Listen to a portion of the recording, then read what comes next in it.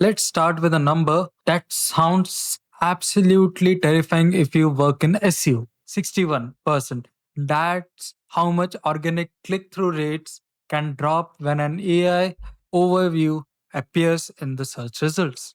And here's the part that actually gets me. You didn't necessarily do anything wrong. You could have the same website, the same content, the same ranking, the same SEO strategy, and suddenly you are getting dramatically fewer clicks.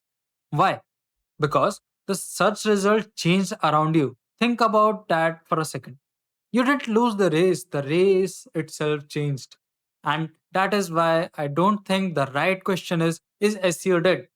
The better question is, what exactly happened to search? Because once you understand that, the whole story, like SEO versus geo debate, starts making a lot more sense. Look at these numbers. Almost 6 out of 10 searches can now end without a click. AI overviews are showing up to roughly 48 to 50% of US searches in some measurements. And we are talking about billions of people interacting with AI every month. Now, here's what I want you to notice. People aren't suddenly saying, I hate search, I am never searching again. That's not what's happening. What's changing is what happens after you search. Before you search for something, Google gave you a bunch of websites and you went exploring. Now you can ask a question, and increasingly the answer can come right there on the search page. So instead of here's where you can find the answer, it's becoming here's the answer. And that brings us to one of my favorite ways of explaining this entire shift. Think about Google like a map. You ask, where is the best restaurant around here? And Google basically hands you the map. Here are 10 restaurants. You choose one. You visit the website. You compare. You make your decision. Google was the directory. But generative AI is trying to become the destination. Instead of giving you the map, it says, here are 3 restaurants I would recommend. Here's why. Here's what each one is good for. And here's which one I would pick. That's a huge difference. Because when Google is basically handing you a map, the click was the product. But when AI gives you the answer, the click becomes optional. And that's where a lot of traditional SEO strategies start running into trouble. Because for years we were playing this game: get ranked, get clicked, get traffic. Now there's another game happening: get discovered, get understood, get mentioned, get trusted. And that brings us to something important. SEO isn't dead, it's being filtered. And honestly, I think that's a much better way to look at it. Imagine there are hundreds of websites answering the same question. Does an AI really need all 100? Of course not. It might look at all of them, but when it comes to the final answer, it's going to choose a much smaller group of sources. So the competition changes. You are no longer just trying to produce more content. You are trying to produce the content that's useful, credible, clear, and actually worth using. And here's the really interesting part. The traffic you lose isn't necessarily the traffic you should be fighting to keep, because some searches are much more valuable than others. And that's where search intent comes in. Let's make this super simple. Imagine you search, what is SEO? You probably just want an explanation. You don't necessarily need to visit a company website. AI and AI can explain it to you in 10 seconds. Done. But now change the search to, I need an SEO agency for my business. That's completely different. Now you need a company, a website, a person, a proposal, maybe a demo. You need somewhere to go, right? That's commercial intent. And this is why I wouldn't throw traditional SEO out of the window. For those high intent searches, ranking still matters. In fact, 86.5% of marketers say getting to number one remains critical for commercial queries. So don't make this mistake, SEO versus GEO. It's not necessarily one or the other. It's more like SEO for the searches where people still needs destinations, and GEO for the searches where AI is becoming the destination. Now comes the really interesting part, because what happens if the AI mentions your brand? This is where the things get fascinating. Let's say you ask an AI, what's the best email marketing tool for a small business? And the AI gives you five options. But one of those options is your company. And then it links to you. Something interesting. What happened? You didn't just get visibility, you got borrowed credibility, because AI is effectively saying this is a source worth considering. That's the idea behind this citation halo effect. The AI answer itself isn't necessarily the problem. The problem is your brand being missing from the answer. That's a different way of thinking about visibility, because you could rank well and still not be the part of the conversation. Or you could be mentioned inside the AI answer and suddenly you are in front of someone who never would have found you otherwise. So the goal is expanding. It's no longer just can I rank? It's also can I become one of the answers? And that's where GEO comes in. GEO stands for Generative Engine Optimization. And don't worry, you don't need another 100-page SEO textbook to understand it. Here's the easiest way I can explain it. Traditional SEO has traditionally focused heavily on backlinks, keywords, and getting clicks. GEO shifts the focus towards brand mentions, trusts, and being useful enough to be cited. And even the way you write changes. Instead of writing something like businesses can leverage innovative solutions to optimize their digital transformation, just say this tool helps small businesses automate customer support. That's it. Clear, simple, easy to understand. Because if a human can't figure out what you are saying, there's a good chance a machine won't have an easy time figuring it out either. But there's something even bigger behind GEO. Here's something I find really interesting. AI doesn't look at your website and say, yep, sounds good. It can look for patterns across the web. Who is talking about you? Where are you mentioned? What are other people saying about you? Are different sources saying similar things? That's why places like YouTube, Wikipedia, Reddit, industry websites, news publications can become really important. And according to the data shown here, brand mentions correlate three times more strongly with AI visibility than traditional backlinks. So think about it this way. Backlink is basically this website links to me, but multiple independent mentions can start creating. People access across the internet recognize this brand and what it does. That's a much bigger picture. It's almost like building a reputation online.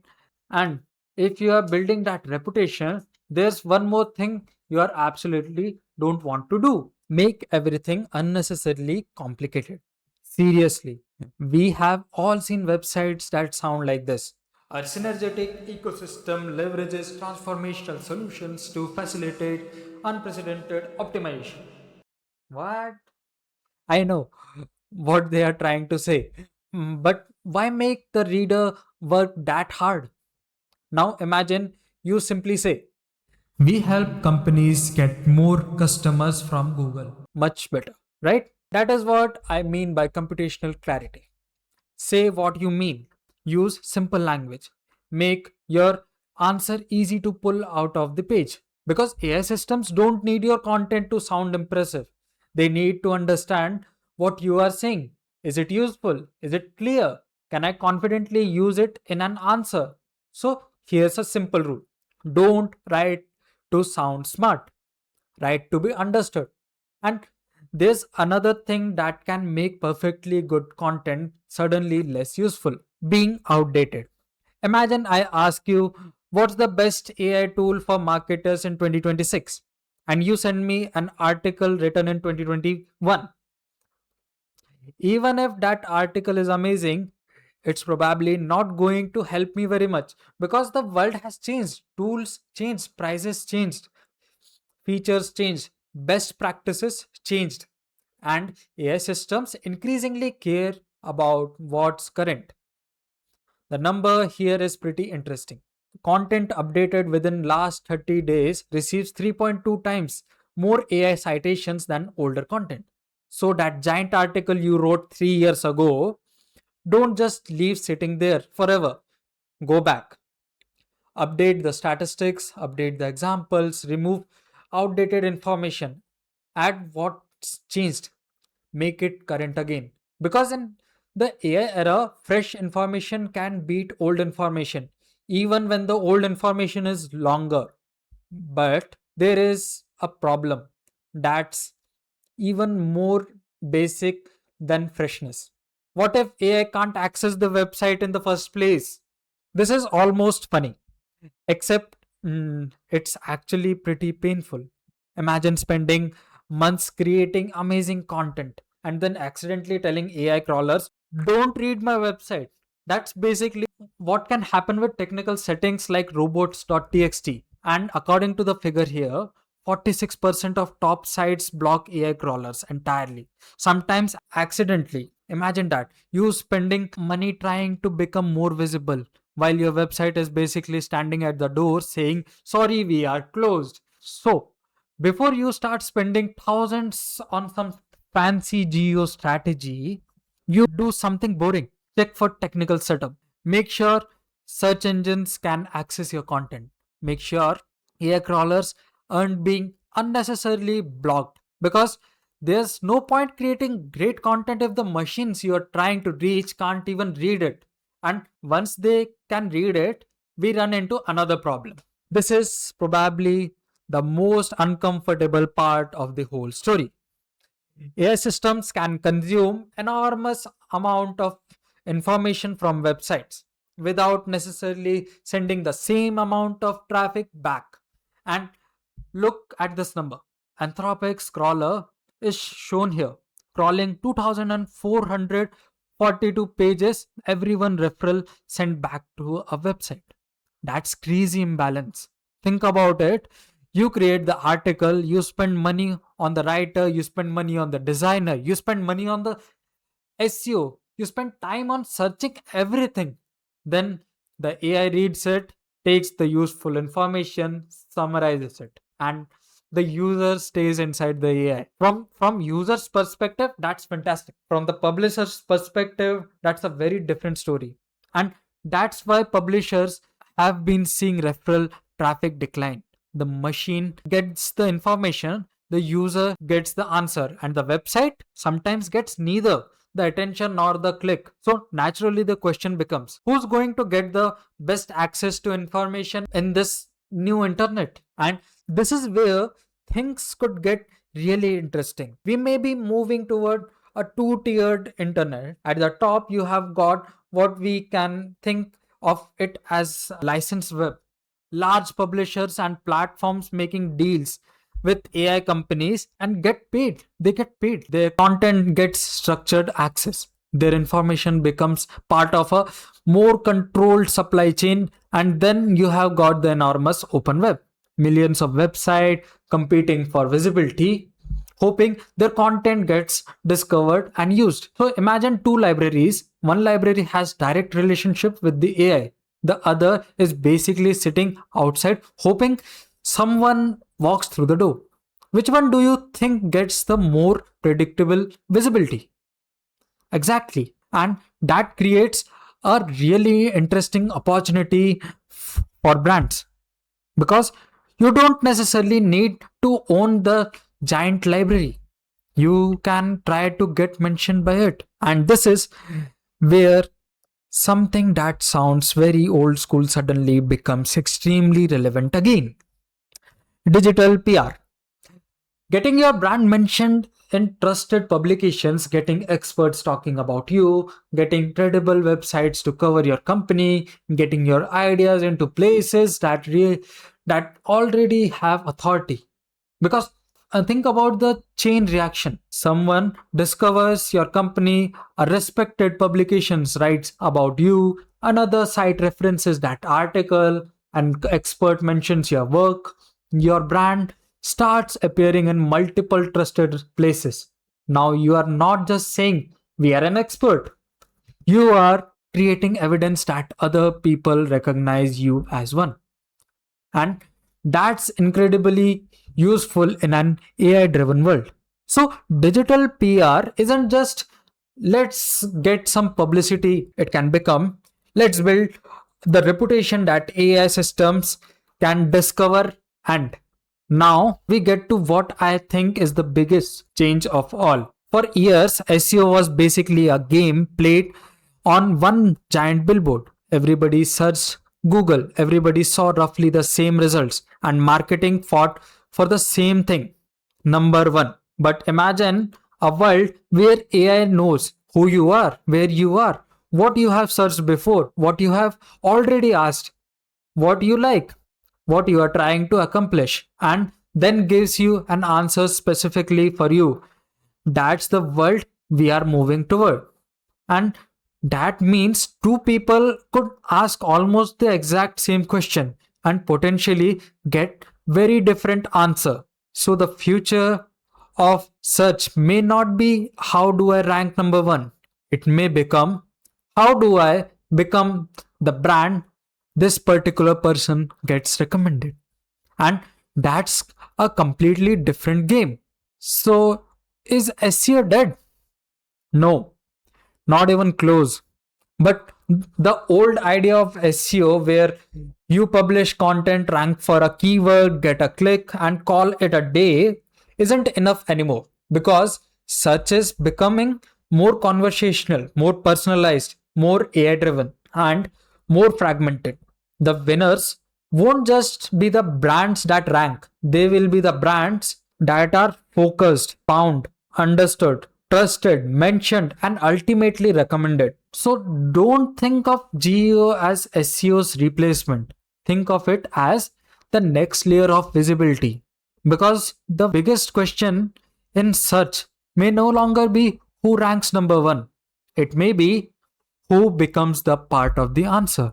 And honestly, that's the shift I would be paying attention to. If this changed the way you think about SEO, hit subscribe because the next question is even more practical. How do you actually optimize your website so AI systems find you, understand you, and recommend you? That's where we are going next. See you there.